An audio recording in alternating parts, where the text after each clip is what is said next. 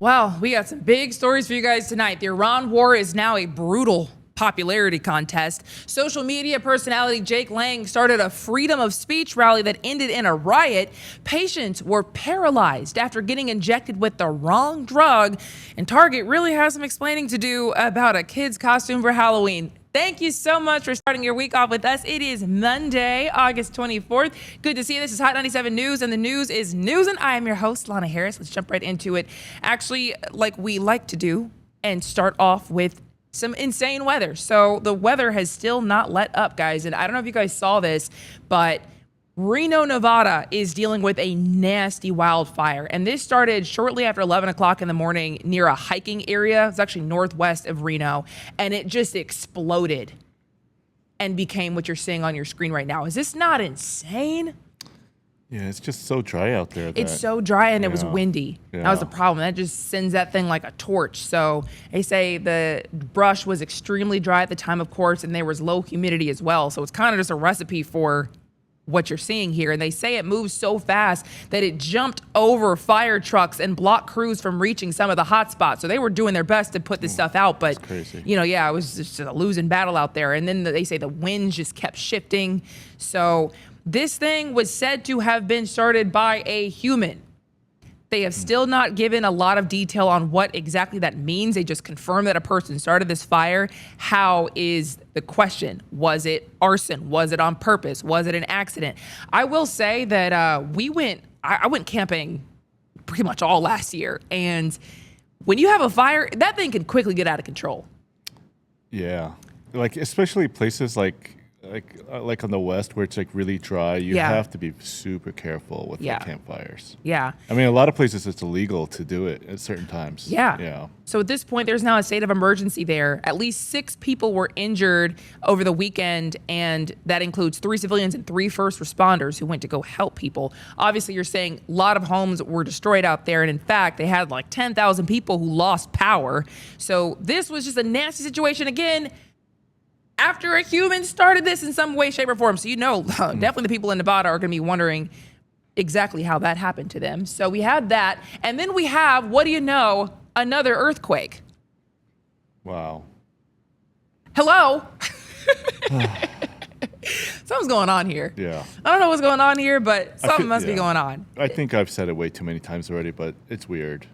It's weird. This was a 5.9 magnitude earthquake. It jolted Tokyo and some of the surrounding areas, and a lot of people were asleep at the time. So these guys, of course, were in some kind of a metro station, but this one happened again in the Tokyo area, August 23rd, so it happened yesterday. And they say that this felt pretty violent to the people who were in the area. It hit around 2 o'clock in the morning, and it was, you know, northeast of Tokyo. You don't really know where that is because we don't live in Japan, but the point is, this thing was something you could clearly feel. You know, a lot of these earthquakes happen and it's like a, you know, magnitude 2 or magnitude 1. You don't really feel anything, but this was hard for these people to go through. And Tokyo is like a major city for it to like, and you know, there's millions of people in Tokyo, so a lot of people were affected. Yeah, and everybody's phones obviously started blaring. Emergency alerts were happening.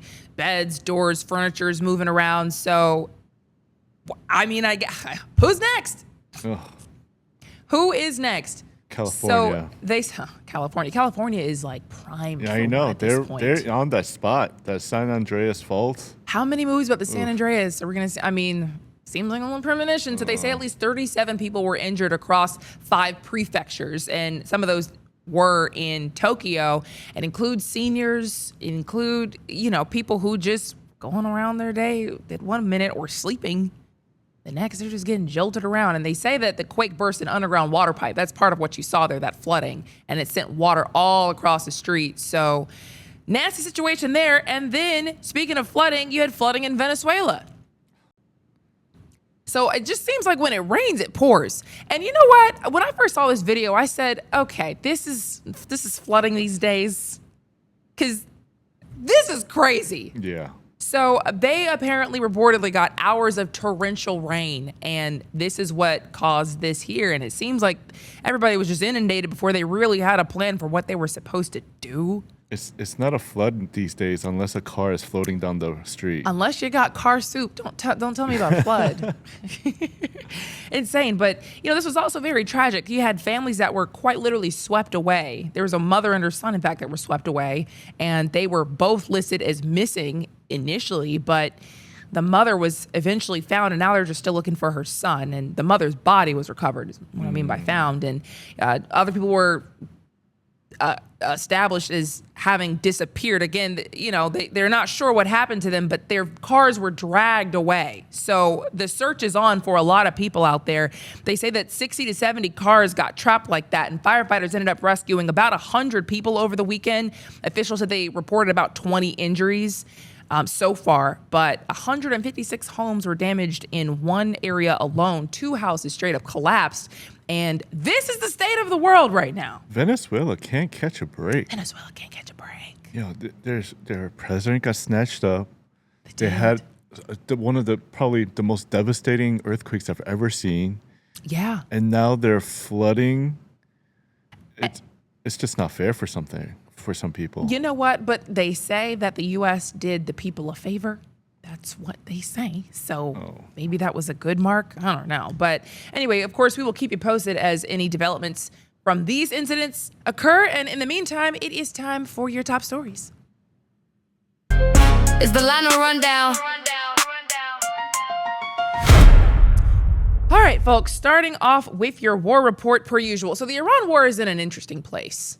Very interesting. When we left off, the U.S. had just announced economic D-Day. It was an economic war against Iran. Said they don't want any countries to buy Iran's oil or do any business with Iran as a way to cripple their economy or else.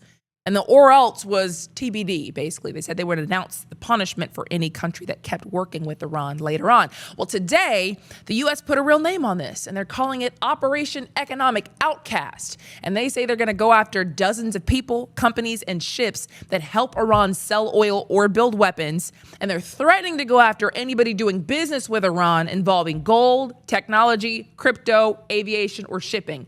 That's a lot of countries.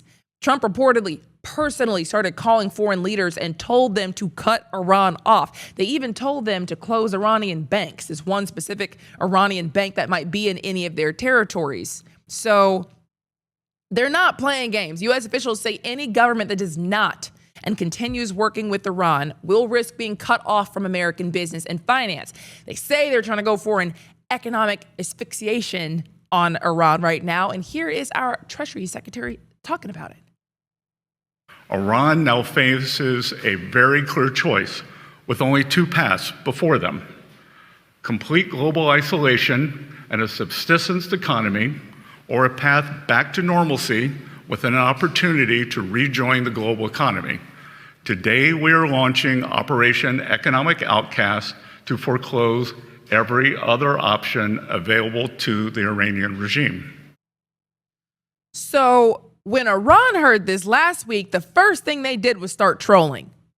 They are not seemingly publicly fazed by this at all. In fact, one of their leaders, Syed Abbas Araghchi, said, okay, this so-called economic D-Day is just a distraction from how much debt the U.S. is in. And this, of course, came out when we had just found out we were $40 trillion in debt. So he's trolling over there. And he said that the economic terrorism, as he's calling it, is just threatening the global economy and other countries' sovereignty. And he's saying that because, the U.S. is basically telling people who they can and can't do business with as a country. In fact, the same official also reposted an old Obama tweet talking about really tough sanctions. That was back when Obama said back in 2012, these are the most crippling sanctions in the history of sanctions, period. He's saying basically, we've heard all this before. We've been through this before. The U.S. has been doing this stuff for years, and the regime is still there. That's his point. A different official ended up saying that this economic outcast operation clearly means that the U.S.'s attempt to bomb Iran into submission didn't work, and they're saying this won't work either. So they were all just talking really tough in the news, honestly, and trolling and acting like they weren't bothered by this. But then yesterday, Iran took it a step further and said, actually, any countries who comply with the U.S.'s demand will be considered our enemies, and we're going to strike your interests. They said if they can't get oil out, not a single drop of oil would be leaving the Persian Gulf, not just theirs. And of course, we know a lot of these countries in the Persian Gulf that surround Iran do export oil, and they all use this Persian Gulf to do it. That little tiny part between the Persian Gulf and the Gulf of Oman, that's the Strait of Hormuz. They're saying we will threaten the Strait of Hormuz, and Iran straight up blacklisted 45 oil and gas tankers operated by companies from countries like the UAE, the United Arab Emirates, and Saudi Arabia, and South Korea. These are known U.S. allies. And Iran said they straight up might detain these ships. They might fine them. They might even just steal the oil and gas on board. So I hear all this and I was like, man, gas prices are about to get extremely disrespectful. I feel like they just went up again too. I don't know if you guys noticed that. But depending on how many countries hop on board with the U.S.'s plan, it does have the potential to work. Again, Iranian officials might be talking tough, but today their currency, the rial, did crash to the lowest it's ever been. It now takes 2.02 million rials to be worth $1. And that is lower than when this whole thing started. I don't know if you guys remember last year when the U.S. basically meddled in their economy, and their economy was already doing poorly. Their rial crashed so low that people started protesting. And the U.S. encouraged their people to protest and essentially overthrow the Iranian government for failing them. But then the Iranian government cracked down, reportedly killed thousands of protesters, and they got control of the country again. During that rial crash, the rial was worth more than it is right now. Back then, it took about 1.44 million rials to be worth $1. Again, now it takes over 2 million rials to be worth $1. So their money is losing worth. And the AP also says food prices have gone up as the war has gone on. So the Iranian people are definitely feeling it right now. Question is, are they going to try to protest and overthrow their government again? Or did the war make them hate America more than their government and give them more of a sense of patriotism to withstand this? That's really the question, because the Iranian officials clearly do not care how painful this is for their people. Even more than our government kind of doesn't really seem to care about the impacts to ours. It seems like both countries' citizens are just kind of being asked to thug it out as a way to support their nations. And specifically, the Iranians have their own propaganda going, putting more blame on the U.S. officials than on themselves for all this. Another thing to consider is that this rial crash that we're seeing today could just be the market reacting temporarily, because as of right now, the UAE is still the only country who seems to be publicly cutting Iran off. In fact, another Iranian leader straight up said today, the day that their rial was in the toilet, said the Americans know that nobody buys their bombast. Said that the United States is not in an economic position to further restrict its relations with other countries. Iran's trading partners, both in the media and through messages sent to us, have made it clear that they don't take these statements into account anywhere. He's saying nobody believes the Americans, the U.S., our U.S. officials, when they say that they can't trade with Iran anymore or else. China even doubled down on saying they are not going along with this U.S. operation and actually said that they think this is just going to make the tension out there worse and disrupt everybody's financial stability around the world without really solving anything. And Iran's new threat to retaliate on anybody who complies with the U.S. could throw a wrench into this as well if they're willing to, fire drones at oil facilities, So a lot to be seen here. It's still early, and nobody really wants to make a financial enemy out of the U.S. either. So we'll see what happens with this. I do know that Pakistan and Oman are still trying to negotiate, still trying to get everybody to de-escalate things. So, per usual, we'll see what happens. Now, here at home, we have an interesting situation to talk about, and that is what's happening with our cattle ranchers. Cattle ranchers are pissed about all the foreign beef Trump wants to import into the U.S. So just as a reminder, Trump announced that he's going to allow 300,000 tons of beef from somewhere else. Won't say where, but he says that this is just a way to help lower beef prices. We already talked about how our American cattle ranchers felt betrayed by the announcement, but over the weekend, I don't know about you guys, I saw video after video where these guys are furious. And more importantly, they went into detail on why they feel like this is actually going to screw America in the long run. So part of the reason that we're even in this position is because ranchers have really been dealt blow after blow. And it's really like death blow after death blow. Years of drought, killed grass, dried up water sources. So ranchers were having a hard time just keeping the cattle alive. The hay, the grain, the fuel, the land, they all got more expensive, so they couldn't even afford to keep the cattle. And then despite the fact that we're dealing with high prices for beef at the grocery store, cattle prices for the ranchers were too low for years. So a lot of them just gave up. It wasn't financially possible. And because of all of that, we now have the smallest cattle herd in 75 years. And that would be bad enough, but to throw salt in the wound, somehow the screwworm that the U.S. eradicated and hadn't seen in 60 years, literally since 1966, found its way into our cattle supply this past June 2026. Screwworm made its way into Mexico first. So the U.S. stopped importing live cattle from Mexico, and that took out over 1 million cattle that we would usually have from them. So we were screwed in that sense. And now our ranchers have been fighting to keep it from spreading in their herds because it was just spotted in Texas and another state as well, 2 different states. So, I'm looking at this and I'm like, how many food supply issues are we going to have this year? So to save the day, here we are getting foreign beef from somewhere else. And that foreign country is probably going to get a big payday for this. But on our end, getting that much might help lower prices, but cattle ranchers say they can't afford to be paid less right now. And it might be the nail in the coffin that keeps America dependent on foreign beef. Listen to what this one guy said. Opposite of what needs to happen. We're not going to retain heifers and build a herd when we can have, the stroke of a pen drop our price to where we don't make a profit anymore. And honestly, that's where we stand. Now you're going to get stuck with ground beef. Trust me. And we won't rebuild the herd, and you're going to lose more ranchers. And in the long run, you're going to lose everything. He's basically saying they're going to end up at a point where they don't have any incentive or ability to keep raising cattle. And we're going to be completely dependent on a different country. It's not even clear who's going to be paying less money right now. There's no guarantee that any of this will actually lead to lower prices at the grocery store, or if the meat processors will just be paying less and still charge us the same amount. Now, the comment section is sounding off, mostly concerned about the quality. Sharing Popcorn said, "Is it even really beef? If you can't confirm the source, there's something shady behind it." Trump did say that this would be excellent quality, but he also definitely said he wouldn't say where it's coming from. Loopcat said, "Is he trying to drive down the demand for beef? Because I'd like to know where mine came from." I know that's right. That's what I was thinking.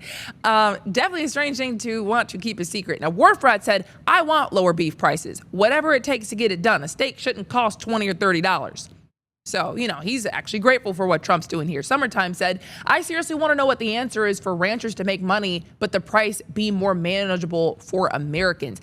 I mean, if the people raising the cattle aren't getting paid and the prices are high at the grocery store, seems like the problem is somewhere in the middle. Somebody is siphoning money somewhere. Eric said, "I continue to believe that Trump is in a bubble and it's hurting him and us. He finally gets wind that Americans are paying high beef prices. He wants to help, and the only solutions that are fed to him are these twisted lobbyist boondoggles combined with stale PR messaging." So, look, we don't know where he got this idea from. Part of the reason everybody's so worried about him getting it from an unnamed foreign country, though, is because of what's happening to wild horses in the United States. And you guys aren't even going to believe this. I didn't make this up, I promise you. So just follow me here. There's a new report that found that the U.S. Bureau of Land Management has been rounding up and killing thousands of wild horses. And I've actually seen these myself. I did a cross-country road trip out west last year, and there are literally wild horses that just roam out west in the desert, in vast spaces. They're just out there. So the government usually does round them up when the horse population grows so much that the land can't handle it, and they sell them basically just as they can. And sometimes they're selling them for as low as $25 each. $25 for a horse, which is very strange because that thing would cost you a lot more than that. So this new report found that the Trump administration doubled the number of wild horse sales in 2025. And once they're sold, the government doesn't track them anymore. So they could all end up in, a slaughterhouse for glue, or as some people are concerned about, they could be sold internationally and mixed with beef or falsely labeled as beef. And I am not making this up. Some people are legitimately concerned about this. Some people, like Covey, in the comment section just think it's funny how we're hearing about thousands of wild horses disappearing potentially into foreign slaughterhouses right as we're hearing about an influx of beef coming from unnamed countries. And honestly, the comment section was on fire with the concern about that. Shane Culture said, no, do not buy any beef. We can't know where it comes from. We don't need to eat it. So many fruits and vegetables are currently on recall because they're not inspecting the food properly. Look, man, that's not even about horses, but that's a fair point. Marty points out, actually, he says product for ground beef. I guess that could include wild horses. And I did go back to look up Trump's post. He did specifically say product for ground beef, but I mean, it's legally that's beef. Dominic thinks you people are crazy, said, I doubt these horses are actually being sold to any foreign country as human food. It looks more like a land clearing operation, which means they're just killing the horses and either burning them or have pits ready somewhere. Or again, they could sell them to someone who's gonna, turn it into something else. Look, man, right now, all this is just an internet concern. There's no proof. There's no evidence. There's no real reason to believe horse meat's going to end up passed off as beef. Secretly mixing it or mislabeling it is highly illegal. But before I even decided to do this story, I did check, and it has happened before. That's the only reason I'm doing this. It has happened before. It looks like beef after it's processed, like horse meat, looks like beef after it's processed. So you would literally need to DNA test it to tell. And back in 2016, there was a university here in America that did a test on 48 ground meat products they bought from supermarkets, butchers, and online specialty sellers. 10 were mislabeled, 2 had horse meat in it. Back in the 80s, they found frozen boneless beef in San Diego that was actually horse meat. So the theory is not as insane as it sounds. But again, I just have to stress, nobody has any evidence. That's what's happening here. Just makes you want to double check the label of your beef, man. Just know where your beef is coming from. Speaking of beef, let's talk about a different kind of beef. Talk about the kind of beef that we're having with Canada right now in this trade war. So we have to go behind the headline with this one to really explain what's even going on. And I kind of did that with the last story. These are both behind the headlines. So the Trump administration is basically gambling right now, boy. That's what's happening. The United States and Canada usually trade with very few taxes at the border. And that's partly because of the free trade agreement that Trump signed with Canada and Mexico during his first term. So that agreement basically let an enormous amount of Canadian and American merchandise to cross the border without tariffs. Great. Cheap for everybody. I could bore you with all the back and forth on what's happened, but all you need to know is Trump got back in office this time and has been putting tariffs on Canada's products, and Canada has been retaliating by putting tariffs on ours. Makes trading more expensive. It's happened multiple times.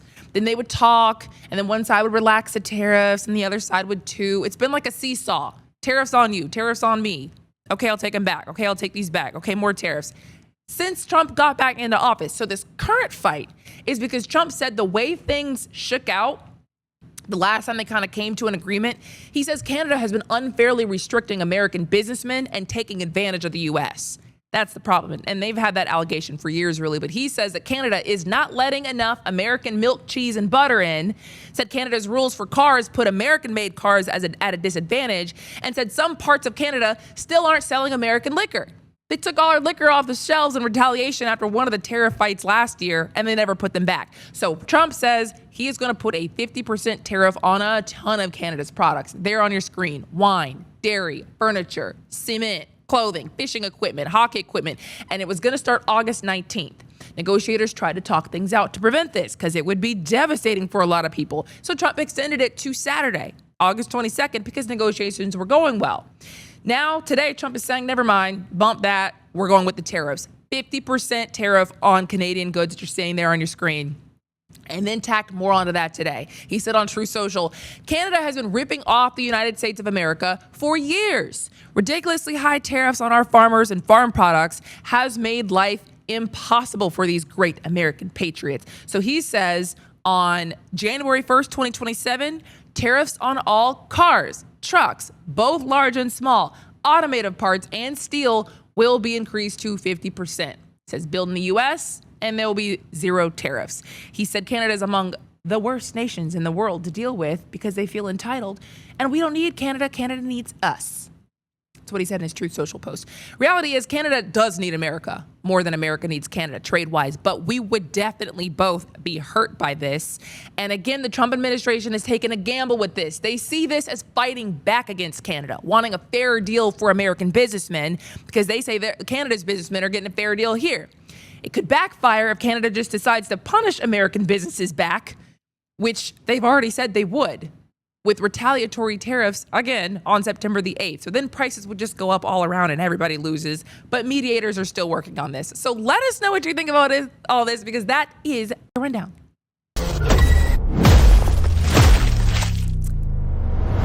I did not know that Canada was making cars and trucks. I didn't either, Like, actually. I don't even know what brand they would have. Yeah, I would assume that it's probably American because, like, it's close to Detroit. They probably have some factories up there. I'm going to say Canadian car brands. It's a good question. Yeah, there's no Canadian car brands. Some of the most popular car brands in Canada include Toyota, Honda, Ford, Chevrolet, and Hyundai. See? But that's in Canada. I meant like made in Canada, homegrown. Yeah. Learn about the homegrown. It's probably American factories. But wouldn't that help? I mean, hurt American companies? We then? just don't have the Girardin, Novabus, Lion Electric, Rochelle, New Flyer, Edison. I never heard of these before. So I guess it's working. They're not getting here. I don't think they've ever been coming here. Yeah, no. I've never heard of these in my life. Prevost. So that's what's happening. It just seems like everything is just under assault. Like you can't get gas is high, cars high, beef high. All those grocery items, wine, cheese. It's just can we catch? We just want a break. You gotta just start buying your beef from like a local farmer. Oh my gosh, local rancher. Yeah, I know. That's what I'm gonna do. Like a company that like tells you where they source their beef from. Oh no, in America. I know there's a farm in North Georgia that sells to the public. Yeah, I mean you could go and get them to slice you up a cow actually. Yeah. So I don't know, but yeah, let us know what you think. We will be right back after this.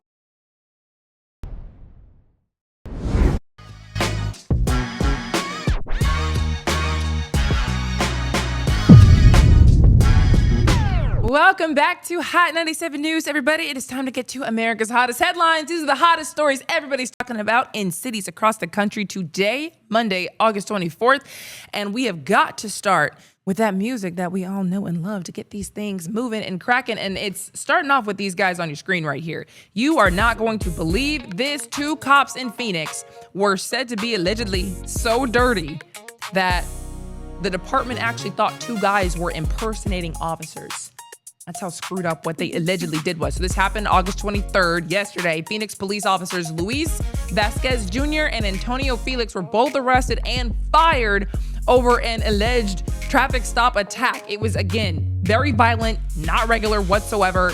In fact, because they already got arrested and fired over this, you already know this is crazy. So this actually happened a couple of weeks ago. And they say that around 11:30 p.m. August 5th, a man and a woman were driving near 19th Avenue and Broadway Road in South Phoenix, if you're familiar with that area. Fully marked police Tahoe, lights and sirens on, pulled them over. They thought everything was normal. The couple then says the 2 uniformed officers approached them, didn't identify themselves as police, and just started punching and restraining and shocking them with a taser while they were still in the car. That makes no sense. I mean, none. What? It really makes no sense. Like, unless they were involved in something and they mistook the car and people inside for somebody else, it's the only thing that makes sense.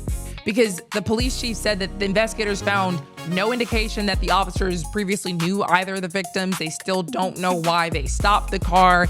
One officer allegedly pulled a handgun, counted at 3, and threatened to shoot the man unless he got out the car. The woman was allegedly dragged out, handcuffed, and forced face down onto the ground. Both of them got tased, and they still don't know why. So they end up fleeing. The man somehow broke free, got back into the car, and drove away, left the woman there with the 2 officers. And the woman said the officers eventually just released her with a warning saying, "We know where you live now." So the escaping man's car ends up breaking down. Other police officers end up contacting him because they had a little mechanical failure. They showed up to help. And they tell the officers what these guys allegedly did. They didn't believe it. Yeah, this is like, there's something fishy going on. Something This is training day level corruption. Because that's the only reason why these 2 ended up even getting nabbed for it. The guy explains what happens, and the officers they were explaining to thought that they were people who were literally fake cops posing with a police-looking vehicle. So they end up saying, oh my God, like who is out here literally harassing citizens with that elaborate of a setup? And then they see that these guys' car was in the exact location where the victim said it all happened. So that's how they got caught. So they stayed in the same spot? Well, they didn't say, they just saw they had the GPS tracker look at where their car was, and it matched the time and location. They had no official record the stop even happened. The two officers, they didn't mark down what happened whatsoever. So, you know, they could have gotten away with it. No documentation on the force. They didn't record an arrest or a stop even happened. So they both also allegedly reportedly turned their body cameras off throughout the whole encounter. Wow. No surveillance video. So they could have gotten away with it. Oh, wow. These are like the worst of the worst. They give cops such a bad name. People like them. But at the same time, it's still scary because, as they said, they know where the lady at least lives. I mean, insane situation there. Speaking of police and insane situations, police straight up jumped into an Uber during a foot chase. This is the kind of thing that I swear to you, I've seen happen on TV, and I'm like, this does not happen in real life. This would never happen. Oh, second cop is much more slower. But, you know, you got a suspect running. You got two officers trying to get to the person. Then here you can see the moment it happens. The Uber driver's just chilling, stopped in the street, and he sees a shirtless man run by, and then the two officers, probably winded, just jump in the car, tell him to drive. Oh, this is not a good look for the female officer. Oh, no, but they are running with a lot of equipment on. That probably, I mean, that man had nothing on. He's shirtless. You know, you got all this equipment down, so the suspect still disappeared. I get it. But, oh man, there's two women cops. Hey, give me a ride over there, please. That way. Go, go, go. That's what they reportedly allegedly said, which is crazy. So I guess police had responded to an apartment pool call where the man allegedly threatened to shoot a woman and her kids, broke free when the officers were trying to detain him. And there you go. And that, I will say, that's not a good look for female officers. Right. Because they do say, you know, they have issues detaining. They have issues detaining some suspects. Yeah. So apparently you actually don't have to do this. Like if an officer jumps in your car and tells you, you don't actually have to comply. Oh, obviously. I did wonder what I would do. I mean, I'm not going to say no to the cop as long as I'm not in danger, you know? But like, you could be. Because, girl, what are you doing back here? That's true. What if, like, they had a weapon and you don't know, they turn around and start shooting? I know, exactly. Yeah. They don't want to get caught. I ain't shooting on my car. No. Anyways, how about this? This is out of New Jersey. 60 syringes washed up on a beach in New Jersey. Everybody had to get out the water. Eesh. At least last time I checked, they didn't know where this came from. This is just a random regular beachgoer found 5 syringes in the sand, carried them over to the workers on the beach. So then they did a whole sweep of just the south end of Mascot Beach, and crews say they found 55 more. I mean, maybe a lot of people have diabetes and they need their, you know, insulin shots. I guess. No? A bunch of people with diabetes on the beach all have their little syringes. I would be so, you know how panicked I'd be if I had kids in the water. Oh yeah, we're going home. We're going home. Like I'm home. suing somebody just for the emotional distress. Yeah, we're going home. They say the north end of the beach was not affected if you were out there, but they already had a rough water red flag flying, so you weren't really supposed to get in the water at that point anyway, but people still do. And they say that helped push debris onto the shore. But 55 syringes? Man, imagine stepping on one of those or having someone your kid stepping. Oh. Now you got to go to a hospital, make sure you don't have like AIDS. Ugh. Disgusting. Anyway, moving right along to the next story in our lineup, which is out of New York, close by. Man, who are these people who keep coming out the sewers? I don't know, but it's crazy. The amount of people coming out of sewers in New York is like, there's got to be an underground civilization. The crazier part is every time they tell us that they're investigating and looking into it, and then you never hear anything about it ever again. Right. And it's like, okay, well, like, you just, all the flock cameras we have now, you don't know what's happening or where they're coming from or why they're down there. There's no cameras underground. Well, I mean, but like you should be able to track these guys. They come straight out the sewer. They run down the street. You don't have like 1,000 flock cameras from here to their house. I mean, that's what they say. So this happened shortly after 4 o'clock in the morning. Obviously, they're wearing overalls. Apparently, they had headlamps on as well. And they climbed out of a manhole at 32nd Street and 7th Avenue in Manhattan. It's basically near Madison Square Garden and Penn Station. So the person who recorded said they saw about 5 people come out and didn't look like they accidentally fell inside. Without shirts? And a headlamp. Oops, Yeah. officer, I don't know how I got in here with my headlamp. Yeah, man, so it looks like the rest of the situations. I will say, New York did just have this crazy flooding because of a storm system that came through. So there is a chance, and this is what police kind of say as well, there's a chance that they could just be looking for valuables that get swept under. But Right. you know how nasty that is? You have like noxious gases that are down there. You can die. Not just gases. There's like nasty. There's rats down there. There's all What sorts if you of get stuff. bitten?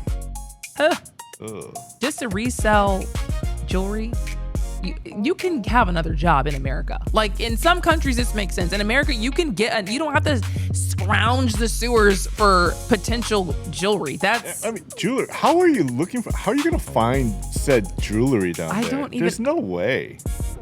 No way. with a headlight. Yeah, man, I don't know. So they're still investigating once again. In the meantime, hopping on down to the South, boy, did you see this video on a flight? A lot of problems on planes lately. This happened on a flight from Atlanta to Dallas. Passengers were quite literally burned after a laptop caught fire.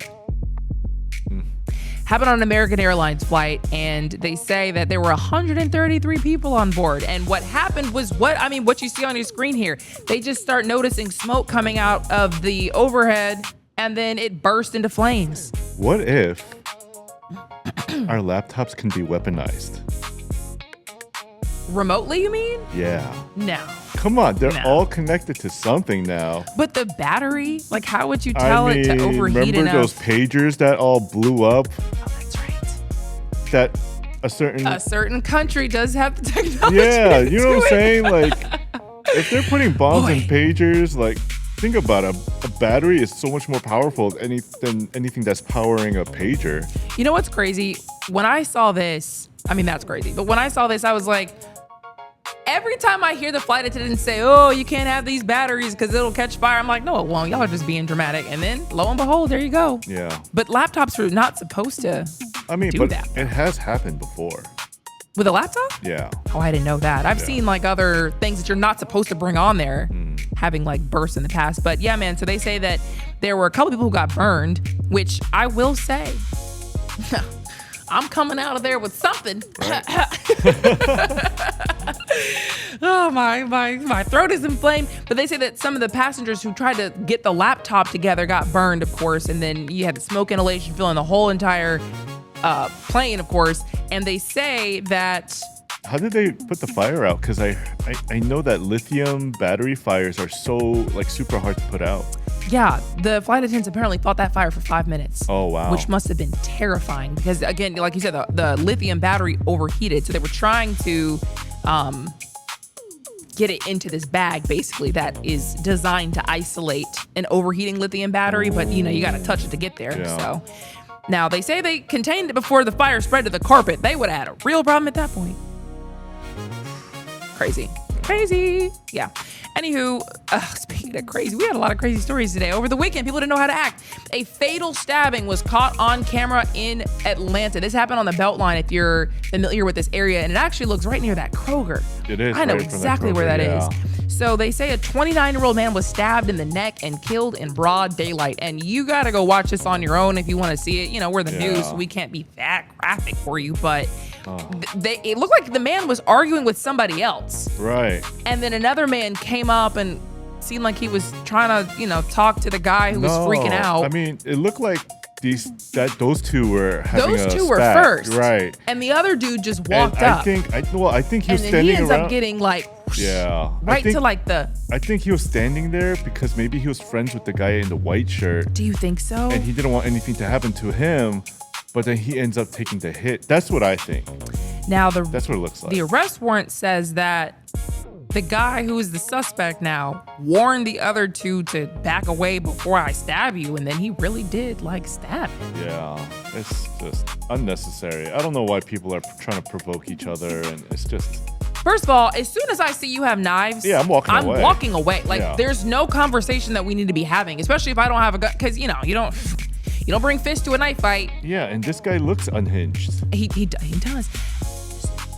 Speaking of, this man has had 30 previous, they call them arrest cycles. He's been arrested 30 times. That makes me so mad. Doesn't mean he's been convicted 30 times, but he's been arrested 30 times. And he was on active probation for an aggravated assault out of Brookhaven, which is also in Metro Atlanta, if you're not familiar with the area. Why is he on the street? They're trying to see right now if mental health contributed to the confrontation, as they want to say, but you can't.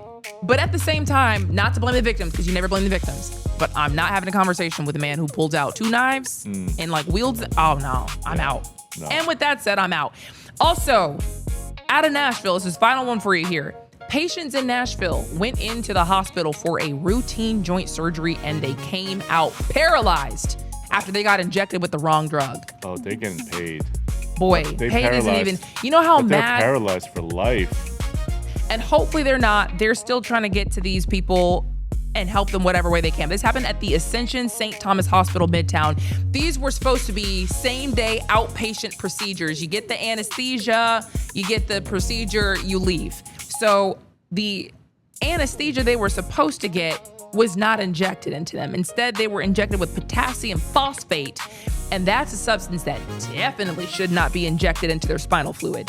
So apparently high concentrations of that can disrupt the electrical signals that control your heart and muscles, and it can severely injure the spinal cord. And this is confirmed to have happened to at least 4 people.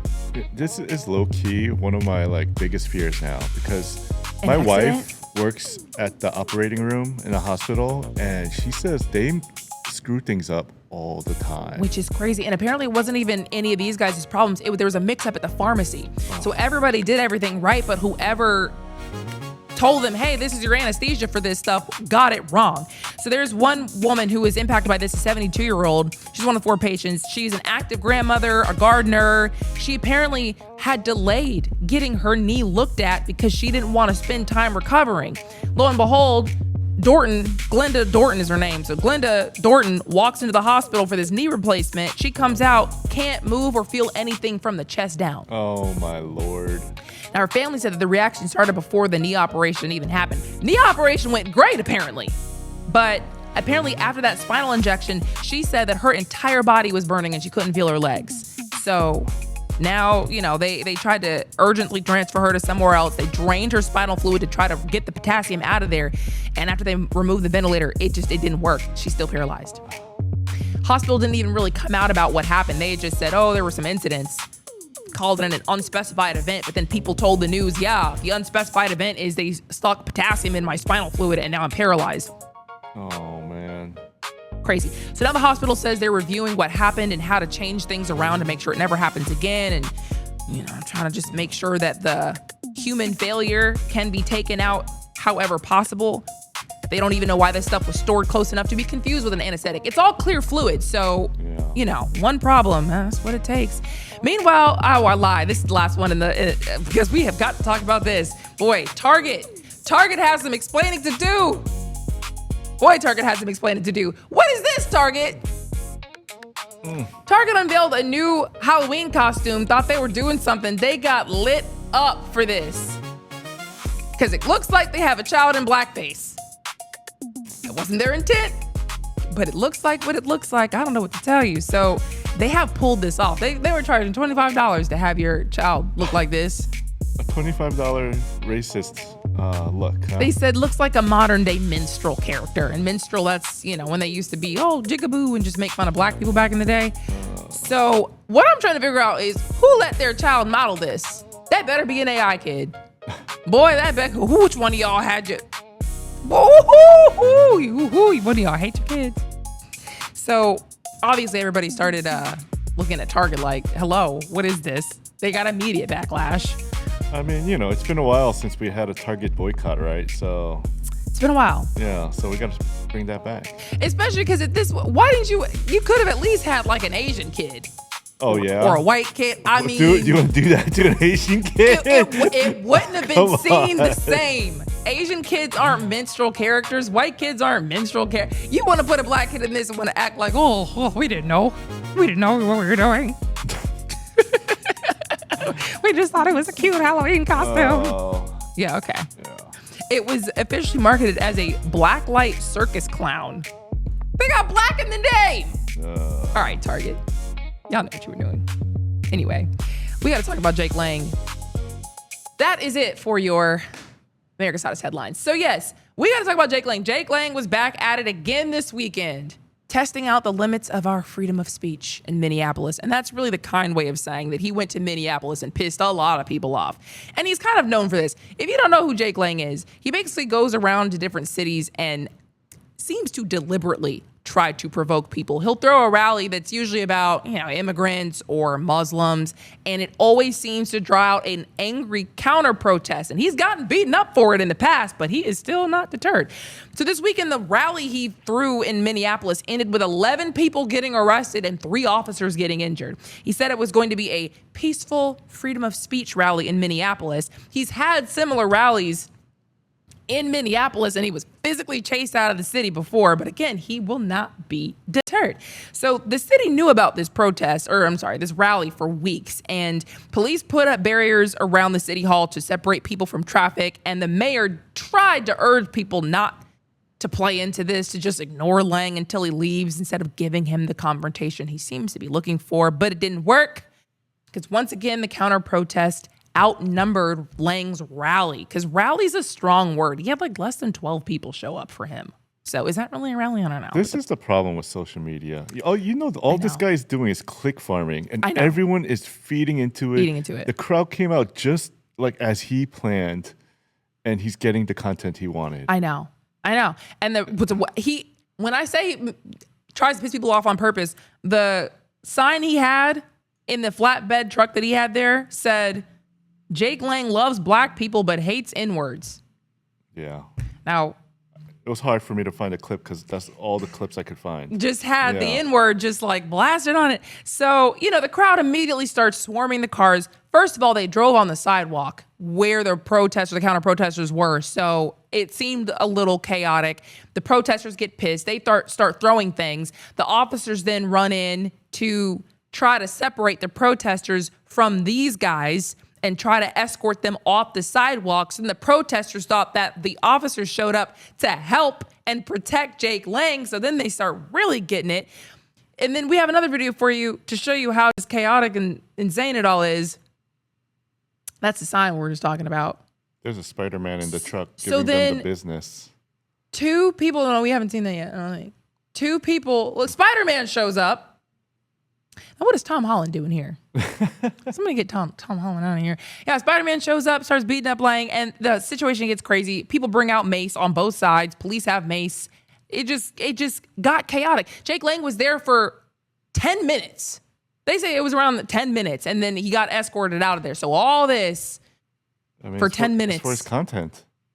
They end up getting arrested, by the way. So they were in 2 cars. There's 11 of them total. State troopers stopped one, officer stopped another one. They get arrested for basically being part of a riot. Yeah. I don't know how you can keep getting away with this. At some point, I don't know. You just got to be banished from the public square. I don't know. I mean, it's like that guy in Atlanta that was arrested 30 times. I know. At some point. We just keep letting him out. Crazy. Okay, speaking of crazy, let's talk about, let's talk about the Toronto Tempo.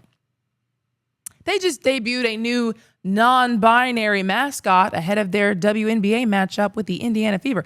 And this is when they debuted it, because the game has actually already happened. They debuted this on August 18th, but it started going viral afterwards because then everybody got wind of what happened. So this is a Canadian version of the tortoise and the hare. So now they are... mascots. Are they a couple? I think they can be whatever they want to be. Des is the calm, thoughtful one who slows things down, and Dot is the hyper acrobatic hype woman who turns up the crowd, it says. Nice. So, they did this, they say, to troll Sophie Cunningham, which is that player who keeps being outspoken about trans people not belonging in the WNBA. So it was kind of like debuted at the oh yeah, Indiana game. we're gonna bring some trans mascots out, and so that's look, it's not my. I'm just reporting the news. But speaking of the whole trans situation, which by the way, the Fever won that game 101-95. Cunningham scored 13 points. Speaking of the trans situation, Enes Kanter, Freedom. Isn't that his name? Freedom? Yeah. Enes Kanter Freedom. Enes Kanter Freedom just got ejected from a game because he unveiled this shirt. Woman, adult, human, female. This is the guy who keeps saying he's going to declare for the WNBA because he can just identify as a woman and declare for the WNBA. And WNBA heads have no clue what to do because now they're in a conundrum, aren't they? So he held out his hands and stepped onto the court. And then, people are pissed. The player, one player was pissed. Yeah, I saw the clips. They were going back and forth. Like, it was just totally distracting from the game. Yeah. I mean, they're in a conundrum. Oh, yeah. I will say that. Oh, yeah. Because I don't know what you do. Like, do you have to tell people they have to look? Boy, I don't know what they're going to do. This is a heck of a chess move. I will tell you that. I mean, if he ends up playing or she ends up playing, I'm watching. Who's not watching to see what will happen? It's going to be better than better than WrestleMania. But then at the same time, if the WNBA just ends up being more and more, boy, I don't know what they're going to do. I can't even, because I don't even, boy look, man. is correct. Boy. Girl. One of y'all. Anyway, got to show you what happened at the Grand Prix this weekend. There were a lot of problems, actually. How happy he is. Trump was just happier as a kid in a candy store. They gave him that little green flag. He got to wave it. They did have a lot of problems. So they turned the streets around the National Mall area in D.C. into a 200 miles an hour to IndyCar track. And this is the first time they've ever done this. It was for the Freedom 250 Grand Prix. It's part of America's 250th celebration. But the road was not built for this. And they learned the day before the actual race during practice that this was going to be a time trying to navigate these roads. So cars just kept bottoming out. They kept saying that they were crashing into the sides and they had to brake in ways that they usually didn't want to because the street just wasn't level, wasn't built for it. Yeah. Worst spot actually threw two teammates into the wall during a Saturday practice. So, Trump and Melania made a lot of headlines because they were out there, they wheeled her out after the news that Trump might have a side piece, has that relationship with that aide that is potentially not appropriate, but potentially also very appropriate. They've just been wheeling Melania out every day. She's getting some sun.